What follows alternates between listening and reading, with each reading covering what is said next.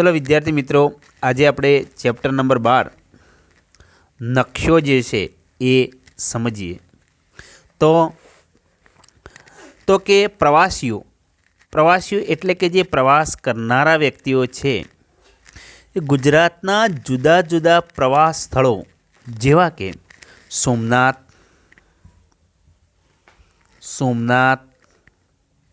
દ્વારકા, તરણેતર,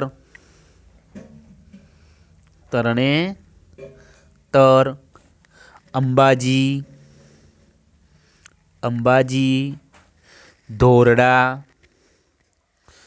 ધોરડો, સાપુતારા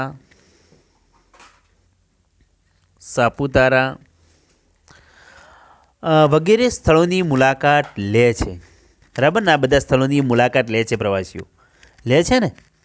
આ પ્રવાસીઓની મુલાકાત લે તેઓ આ પ્રવાસ સ્થળોમાં ભૌગોલિક વિસ્તારથી અજાણ હોવા છતાં આ પ્રવાસ સ્થળો ક્યાં આવેલા છે એમને ખબર હોતી નથી।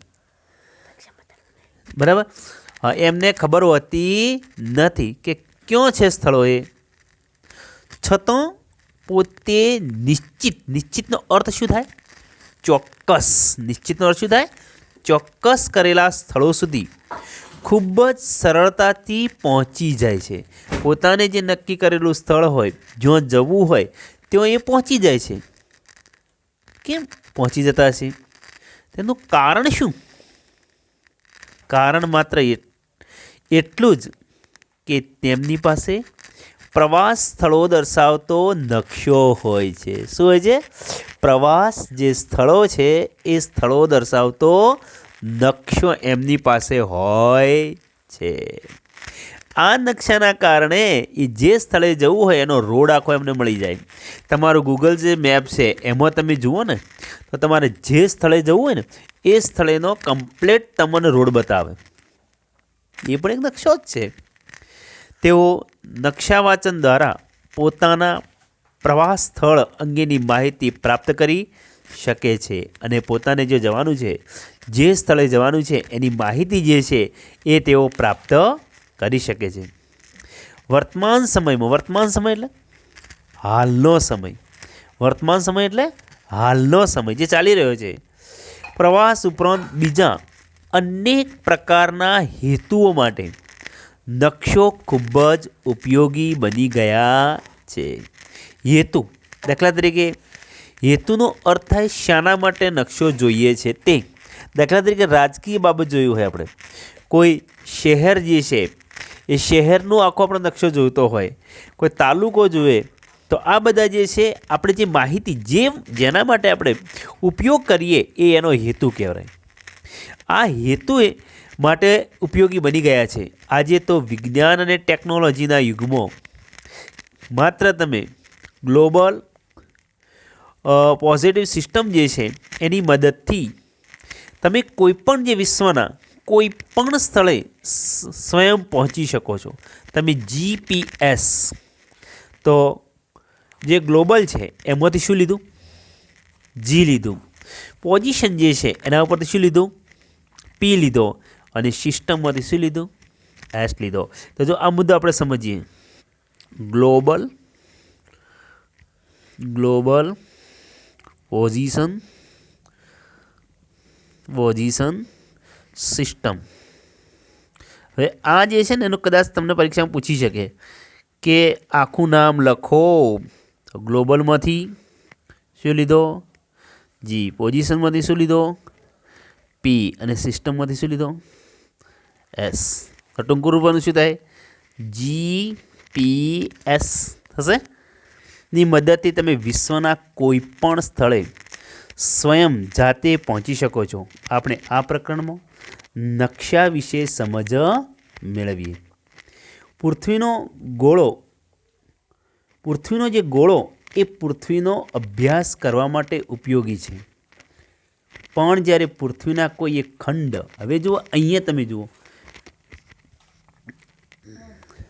હવે તમે જુઓ તો આ જે છે ખંડ છે, કયો ખંડ છે? તો યુરોપ ખંડ છે। હવે તમે વિચારો, આ યુરોપ ખંડ છે, તમે વિશ્વનો નકશો જુઓ તો વિશ્વના નકશાની અંદર તમે જોઈ શકો છો તો આ વિશ્વનો નકશો, આ સંપૂર્ણ વિશ્વનો નકશો છે. આ વિશ્વના નકશામાં તમે જોઈ શકો છો કેટલી બાબતો છે.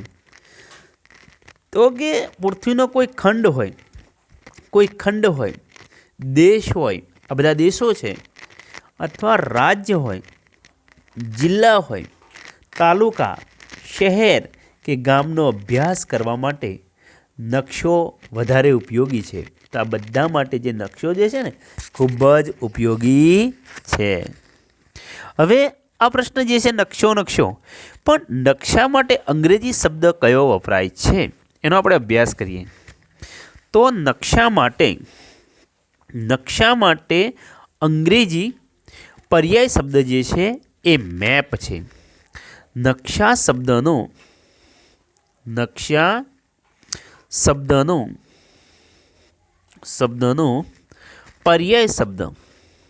પર્યાય શબ્દ મેપ છે. MEP, બરાબર, મેપ છે. આ શબ્દ શામાંથી ઉતરી આવ્યો છે? તો આ શબ્દ જે છે એ મૂળ લેટિન ભાષાનો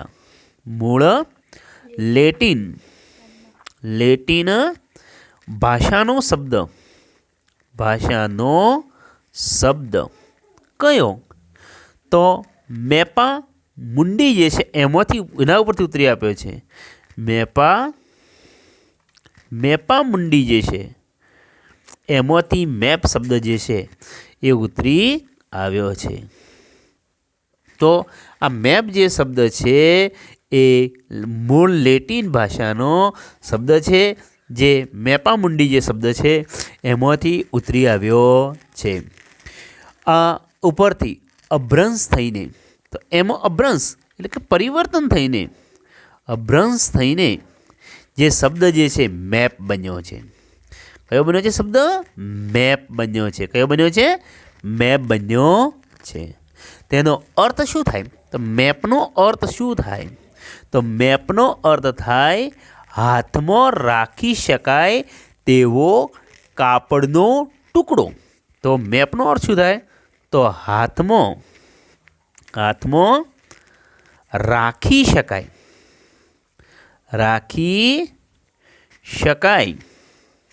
તેવો શેનો ટુકડો? તો કાપડનો ટુકડો. શું અર્થ છે એનો?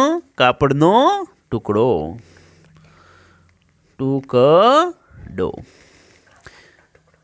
કાપડનો ટુકડો એવો થાય છે. સામાન્ય અર્થમાં નકશો પૃથ્વીની સપાટી અથવા સામાન્ય રીતે નકશો પૃથ્વીની સપાટી અથવા તેના કોઈ એક ભાગના સપાટ કાગળ ઉપરના આલેખનને નકશો કહેવાય છે. તો સામાન્ય રીતે જોઈએ તો સામાન્ય અર્થમાં નકશો પૃથ્વી સપાટી અથવા તેના કોઈ એક ભાગ. હવે તમે આ નકશો, હવે જો આપણે આગળ વિચારીએ તો જો આપણે શું હતું કે સામાન્ય ભાષામાં નકશો એટલે, તો જુઓ નકશો એટલે તો એની વ્યાખ્યા શું હતી? તો સામાન્ય રીતે અર્થમાં નકશો પૃથ્વીની સપાટી, તો જુઓ પૃથ્વી જે છે એની સપાટીનો અથવા તેના કોઈ એક ભાગના સપાટ. હવે જુઓ આ પૃથ્વી સપાટી જે છે એનો એક ભાગ છે. આ સમજવા માટે હું ભારતના નકશાનો આપણે ઉપયોગ કરીએ તો આખી પૃથ્વી જે સપાટી છે એનો આ એક ભાગ છે. એક ભાગના સપાટ કાગળ ઉપરના, તો જુઓ આ કાગળ કેવો છે? સપાટ કાગળ છે. કેવો કાગળ છે? સપાટ કાગળ ઉપરના આલેખનને નકશો કહેવાય છે. તો પૃથ્વી જે છે એની સપાટી ઉપરના કોઈ એક ભાગ, એટલે ઉદાહરણ માટે આ સમજવા માટે મેં ભારતનો નકશો લીધો છે. તો ભારતનો નકશો જે છે સપાટીના કાગળ ઉપરનો આલેખન છે, એને નકશો કહેવાય. તો તમને કદાચ એવો પ્રશ્ન પૂછે કે સામાન્ય અર્થમાં નકશો કોને કહેવાય? તો આપણો જવાબ સ્પષ્ટ હોવો જોઈએ કે સામાન્ય અર્થમાં નકશો પૃથ્વીની સપાટી અથવા તેનો કોઈ એક ભાગ તેના કોઈ એક ભાગના સપાટ કાગળ ઉપરના આલેખનને નકશો કહેવાય છે.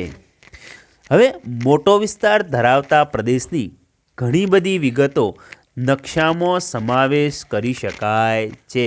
તો મોટો વિસ્તાર ધરાવતા ઘણી બધી વિગતો. હવે વિદ્યાર્થી મિત્રો, અહીંયા તમે જુઓ, ઘણી બધી વિગતો તો પર્વતો હોય, નદીઓ હોય, બરાબર ને, મેદાનો હોય, આ બધા પ્રાકૃતિક નકશાની હું ચર્ચા કરું છું. તો આ બધી બાબતો જે છે એને સમાવેશ કરતો આપણે એનો સમાવેશ નકશામાં કરી શકીએ. એક્ઝામ્પલ તરીકે આપણે જોઈએ તો ભારતનો જ નકશો જુઓ. તો તમે જોઈ શકો છો, આ પર્વતિયાળ વિસ્તાર છે. જાંબલી જે છે એ પર્વતિયાળ વિસ્તાર છે. અહીંયા જે છે મેદાની પ્રદેશ છે. અહીંયા તમે જોઈ શકો છો ઉચ્ચ પ્રદેશ છે. અહીંયા જુઓ તો સમુદ્ર જે છે. એ બધી બાબતોને આપણે નકશામાં સમાવેશ કરી શકાય છે. હવે નકશાપોથીના નકશા. હવે આપણી નકશાપોથી તરફ આગળ આપણે વધીએ છીએ. તો નકશાપોથીના નકશા એની ચર્ચા કરીએ. આપણો ટોપિક છે હવે નકશાપોથીના નકશા. નકશાપોથીના નકશા. નકશાપોથીના નકશા. હવે જુઓ, પૃથ્વી જે છે અથવા તેના વિશાળ ભાગની બહુવિધ એટલે જુદી જુદી, બહુવિધનો અર્થ શું થાય?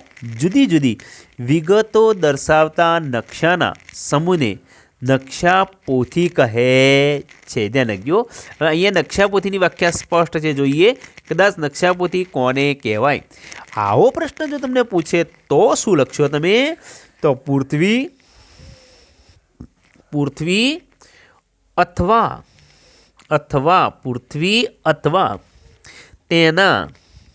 તેના વિશાળ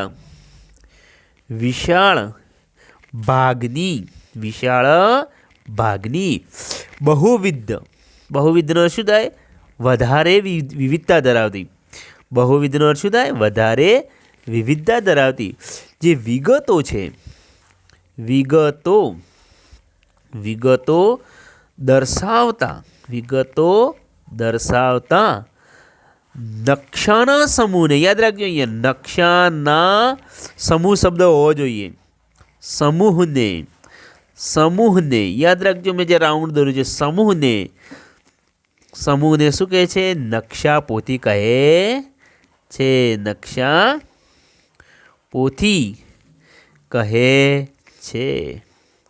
તો કોને નકશાપોથી કહી શકાય? તો પૃથ્વી અથવા તેના વિશાળ ભાગની બહુવિધ એટલે વધારે વિગતો દર્શાવતા નકશાના સમૂહોને, નકશાઓનો સમૂહ હોય તો એને શું કહે છે? નકશાપોથી કહે છે. તો તેમાં રાજકીય, વહીવટી, પ્રાકૃતિક, સાંસ્કૃતિક વિગતો દર્શાવેલી હોય છે. તો તેમાં કઈ કઈ બાબતો હોય જુઓ? તો તેમાં રાજકીય બાબતો હોય, વહીવટી બાબતો હોય, એમાં પ્રાકૃતિક બાબતો હોય અને સાંસ્કૃતિક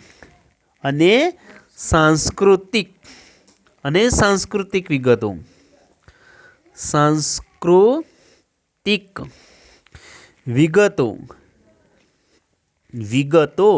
દર્શાવેલ હોય છે. વિદ્યાર્થી મિત્રો, આ મુદ્દાને સમજવા તો આ મારી એક નકશાપોથી જ છે. જુઓ, તમે બધી બાબતો તમે જોઈ શકો છો. દરેક બાબતો અંદર સમાવેશ થઈ જાય છે. આ મારી એક નકશાપોથી છે. જુઓ, હું તમને સમજાવી દઉં. તો જુઓ, આ શું કીધું આપણે? પેલા પ્રાકૃતિક, તો કે રાજકીય. તો અહીંયા જુઓ, આ રાજકીય નકશો જોઈ શકો છો તમે, છે ભારતનો રાજકીય. પછી બીજો મુદ્દો તમને શું કીધો છે? તો કે પ્રાકૃતિક. તો આ જુઓ તમે, પ્રાકૃતિક છે, બરાબર. આગળ તમે જુઓ સાંસ્કૃતિક. જો આમાં સાંસ્કૃતિક બાબતો જે છે એનો સમાવેશ કરવામાં આવ્યો નથી. જો કે આ બાબત નથી. બાકી ઉચ્ચ પ્રદેશો, વરસાદને લગતી બધી બાબતો જે છે, તાપમાનને લગતી, બરાબર. તો એ બાબતો જે છે, ઉચ્ચ પ્રદેશો, દરેક બાબતોનો સમાવેશ થયેલો છે. તો આ જે નકશો જે છે એ નકશાને આપણે નકશાપોથી કહી શકીએ. આમાં તમે જોઈ શકો છો દેશની જાણકારી બધી બાબતોનો સમાવેશ થયેલો છે. વસ્તી અને રાજ્ય વ્યવસ્થા શું છે એ પણ દર્શાવવામાં આવ્યો છે. તો આ નકશો જે છે એને આપણે કહી શકીએ કે નકશા પોથી છે. બરાબર. અને જે સાંસ્કૃતિક પ્રાકૃતિક વિગતો દર્શાવે છે નકશાની મદદથી જે તે પ્રદેશની સંપૂર્ણ વિગતો જે છે પૂરેપૂરી વિગતો જાણી શકાય છે. નકશા વિવિધ પ્રદેશની માહિતી વિગતો જેવી કે પ્રાકૃતિકની અંદર કઈ કઈ બાબતોનો સમાવેશ થાય. તો જુઓ હું તમને કહી દઉં, પ્રાકૃતિક બાબતો જે છે એમાં શાનો સમાવેશ થાય. તો જો હું પ્રાકૃતિક નકશો તમને બતાવી દઉં તો એ આ ભારતનો જ આપણે લઈએ, બીજો લેતા નથી. તો પર્વતો, તો આ બધા શું છે? આ બધા પર્વતો છે. પર્વતો અહીંયા પણ જુઓ, એ આ પશ્ચિમ ઘાટ છે, અહીંયા આ પૂર્વ ઘાટ છે, પર્વતો છે. ઉચ્ચ પ્રદેશો, વચ્ચેનો ભાગ જે છે ઉચ્ચ પ્રદેશો. મેદાનો, તો જો હે આ મેદાનો સમુદ્ર કિનારાના મેદાનો છે. પછી આ ગંગાના મેદાનો. નદીઓ, તો આ બધી નદીઓ છે. અંદર સરોવર જે છે, સાંભર સરોવર જે છે, આ સાંભર સરોવર, બરાબર છે ને સાંભર સરોવર. તો પ્રાકૃતિક નકશામાં કઈ કઈ બાબતોનો સમાવેશ થાય? તો પ્રાકૃતિક નકશામાં તો એની અંદર પર્વતો, ઉચ્ચ પ્રદેશ, મેદાન, નદી, સરોવરો વગેરે. હવે સાંસ્કૃતિક નકશામાં શું સમાવેશ થાય? તો માણસે જેનું ખેડાણ કર્યું એ દરેક બાબતનો સમાવેશ થાય છે. તો જો એમાં પરિવહન આવે, એમાં સાંસ્કૃતિક નકશાની અંદર શાનો સમાવેશ થાય? તો પરિવહન એટલે જે રસ્તા હોય તે. તો જો રાષ્ટ્રીય ધોરીમાર્ગ, બરાબર, લાલ લીટી રાષ્ટ્રીય ધોરીમાર્ગ, એનો સમાવેશ થાય. પછી ઉદ્યોગો, તો આ જે છે એ તમે જુઓ ઉદ્યોગો, આ બધા ઉદ્યોગોનો સમાવેશ થાય છે, પ્રમુખ ઉદ્યોગો, બરાબર. આ બધા સિમેન્ટ, રાસાયણિક પદાર્થો, બરાબર, ખાદ્ય પદાર્થો, ચામડા, રબર, આ બધા ઉદ્યોગોના સિમ્બોલ આપેલા છે. તો ઉદ્યોગોનો સમાવેશ થાય. ખેતી જે છે એ બાબતનો સમાવેશ થાય. સિંચાઈ જે છે એ બાબતનો સમાવેશ થાય. ટૂંકમાં માણસે જેનું સર્જન કર્યું છે એ દરેક બાબતનો સમાવેશ થતો હોય તો એને સાંસ્કૃતિક નકશો કહેવામાં આવે છે. ચલો આગળ આપણે જોઈએ. હવે નકશાના પ્રકારો જોઈએ.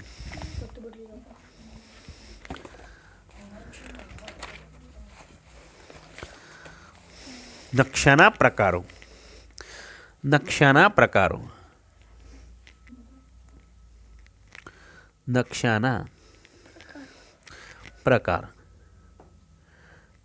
પ્રકાર કયા કયા? તો નકશાના મુખ્ય બે પ્રકાર: હેતુ આધારિત નકશા અને માપ પ્રમાણે નકશા. યાદ રાખજો, નકશાના મુખ્ય બે પ્રકાર. નકશાના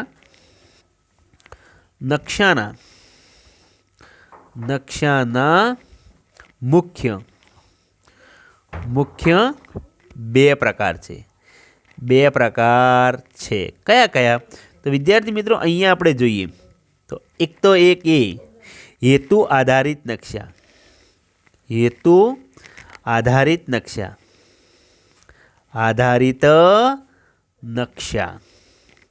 અને બીજો પ્રકાર કયો પડશે? તો બીજો એ પ્રકાર પડે છે માપ પ્રમાણે નકશા. બે પ્રકારો પડશે. તો નકશાના મુખ્ય બે પ્રકારો: હેતુ આધારિત નકશા અને માપ પ્રમાણેના નકશા. હવે પહેલો પ્રકાર જે છે એની આપણે ચર્ચા કરીએ. પહેલા પ્રકારની આપણે ચર્ચા કરીએ તો પહેલો પ્રકાર જે છે એ હેતુઓ આધારિત